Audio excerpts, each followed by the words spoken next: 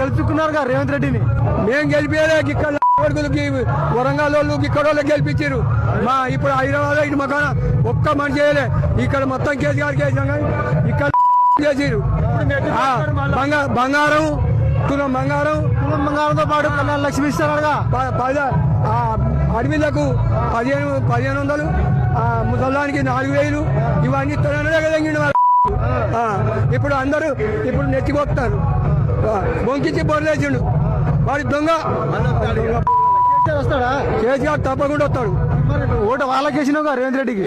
నువ్వు ఇప్పుడు నేను జన్మానే చదువు అది చెప్తానా.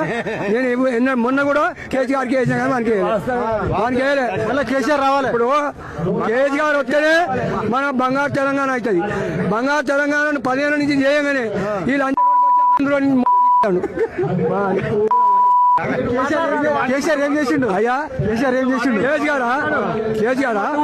కేసీఆర్ వచ్చి చిన్నను పెద్దను గరీబ్ వాళ్ళను రైతు బంధులు మన 2000 పింఛని ఇవి ఇచ్చుకుంటా. అట్లా కాదే రేవంత్ రెడ్డి రేవంత్ రెడ్డి అన్ని దొంగ ఆకుదానాలు మాట్లాడాడు. గెలిచిండు. ఇప్పుడు ఏమంటాడు? నన్ను కోసుక తింటారా? నా చెప్పుల కాడు ఉంటానా? నేను నాకు చెప్పులు ఎక్కపోతా అంటాను. అది అజాంలో పోతే వాళ్ళు రాయిస్తలేరు. నేను ఏం చేయాలి? లంక బిందెలు అనుకున్నా, లంక బిందెలు వచ్చిపోయినాయి. నేను ఏం పెట్టాలి అంటాను. ఇప్పుడు చేంజ్ వచ్చిండు.